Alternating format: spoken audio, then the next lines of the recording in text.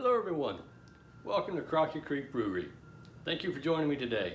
Today I am so excited because our Blaand is ready. Here it is. It has been fermenting for about 3 weeks. We're going to check it, make sure it is done. I'm pretty certain it is. And we're going to bottle it today. I'm not going to get too much into the history of Blaand. If you would like to know more about how to make Blaand and what it is, you can go watch my video and tutorial on how we made this. Let me go over quickly the things we need today. We have our auto siphon. We have our stir stick for degassing. We have our pot. This is what we're going to rack our Blaand into to degas it.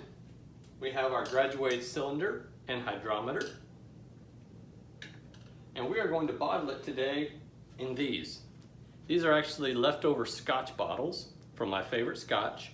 I'm using these because my favorite Scotch is from Orkney, Scotland. And where I found this recipe was made by a fellow YouTuber by the name of Happy Homestead, who is also from Orkney, so I thought it was fitting that we bottle it in those. Plus they look really, really cool. Check out those runes. So I'll quickly go over a little bit of what Blaand is. If you haven't seen my video tutorial on how to make it, Blaand is made from whey, which is the byproduct of cheese making. So in my tutorial, we took a gallon of milk, we curdled it with lemon juice, and separated the curds from the whey. The curds we actually made cheese with, off camera, and I made a wonderful herb farmhouse cheese with it. The whey was used to make this Blaand. Blaand was originally from Scotland in the Highlands and has been made for centuries by the people who live there, and each household had their own recipe for how to make it. So it's very difficult to find recipes for Blaand. There's almost no content online for any recipes or any articles or anything about what it is. Very little information about it. But I'm so glad Happy Homestead made his video and told us a little bit about it so that I could experiment and enjoy this wonderful recipe, and I'm really excited to try it. So let's go ahead and get started by racking.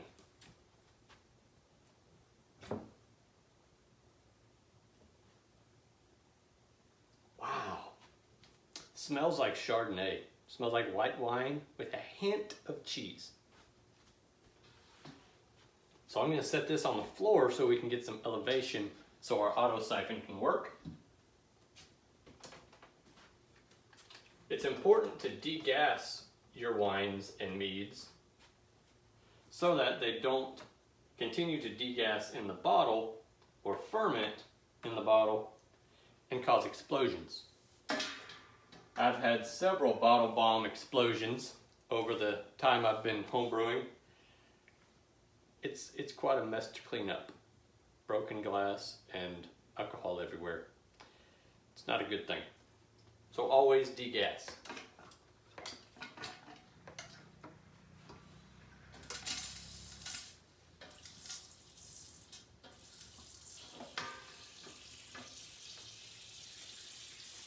All right, our siphon is going.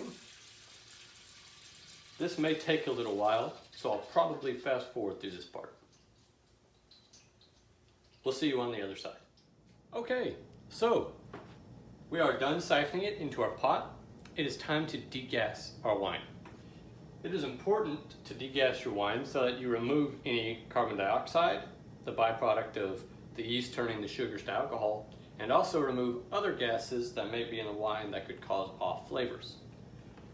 You want to be careful when you degas so you don't introduce much oxygen back into your brew, which could still turn it to vinegar at this point. Just keep stirring it in the same direction for a minute or so, and if you hear sizzling, that's a good sign.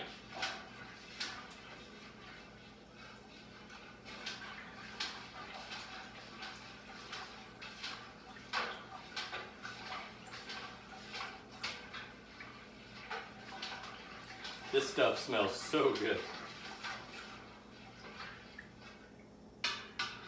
Okay, so when we siphon this into our pot, we siphon some of it into our graduated cylinder. We're going to go ahead and check this with our hydrometer and see how it's doing. We checked this a few weeks ago and it was at 1020, 1.020. I thought it needed a little bit more time. It was close to being done, but not quite.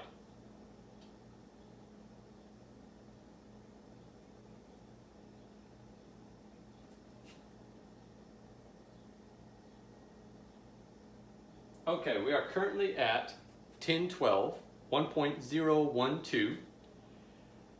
It went down a little bit, which is not a bad sign. I've read in what content I could find online about Blaand that it should be enjoyed semi-sweet. And this is considered a semi-dry specific gravity. What we're going to do is we're going to go ahead and bottle it, but we're going to cold crash it as well in the fridge. We're going to leave it in the fridge for a few weeks, at least a couple weeks. That way, any fermentation stops. So if you decide to age your wine and put it in the cabinet, it doesn't restart fermentation and cause bottle bombs, cause explosions. The cold crashing will actually slow the yeast down to a near stop. It won't kill them, but it'll slow them down. I'm sure this wine is actually burned out. It's probably fermented down to about all it'll go. It probably won't re-ferment at all. But just to be on the safe side, we're going to cold crash it anyway. Let's go ahead and set this aside. Put our hydrometer back in our sanitizing solution. We're going to use that for taste testing in a bit.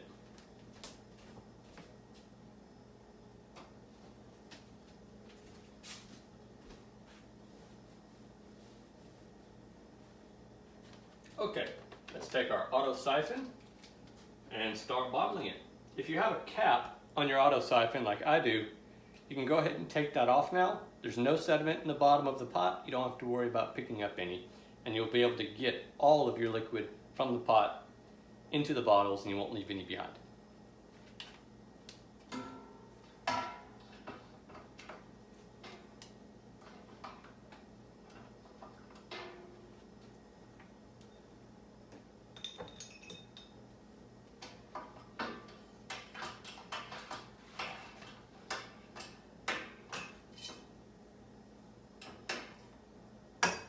It's kind of tricky to get the siphon going for one person,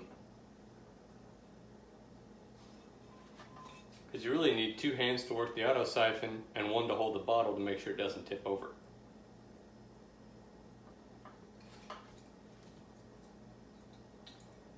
Like when we racked this into the pot, this might take a minute, so I'll probably fast forward this part as well. Okay. So we're finally done with the bottling process. That always takes a long time. You always have to watch your siphon, make sure it's not getting stuck, and be careful not to spill any. But we have filled up exactly 4 bottles with just a teensy little bit left. We have just a little bit left in our graduated cylinder still. I poured the rest of it off into this little bottle here. I call it my potion bottle. This is basically my taste tester. After 3 weeks and a long anticipated wait, let's see how it tastes.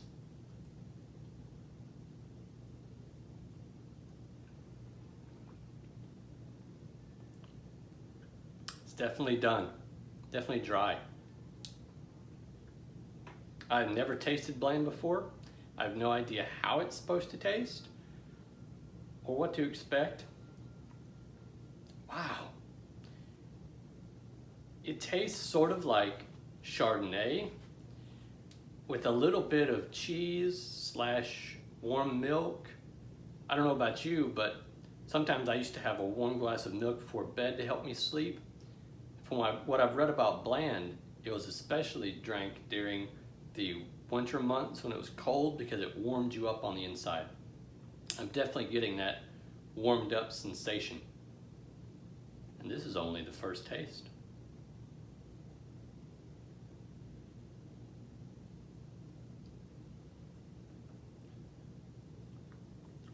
That's actually really good. Very interesting. It tastes good though. How about that? Our first attempt at making ancient Blaand. Thank you all for joining me today. Like I said, these are going to get cold crashed in the fridge for a couple of weeks. That way, any fermentation will be slowed down to a near stop. We won't have any bottle bombs, and it'll also help to clarify it and make it really clear. So I hope you've enjoyed this racking video. We'll see you all on the next one. Take care now. Okay, so I wanted to make a quick note before I let you go. I forgot to do the alcohol calculation for you so that we knew what our ABV was for this Blaand. And I also got a little bit of insight into why we still had a little bit of specific gravity in our Blaand. So our original gravity was, like I said, 1.112, 1112. Our final gravity was 1012, 1.012. We used Fleischmann's bread yeast in this Blaand, and I totally forgot that I used bread yeast. Bread yeast usually has an alcohol tolerance of 8.5%. After our calculation, which is our starting gravity, our original gravity, minus our final gravity, times 131.25. After that calculation, we came out to 13.5% alcohol. I'm amazed that we were able to get that much out of Fleischmann's bread yeast, but because it's that high alcohol content for bread yeast, we are totally done. I could probably put these in the cabinet right now and we would be fine. We wouldn't have any worries about bottle bombs. So I'm really excited that we got that high of an ABV off of bread yeast.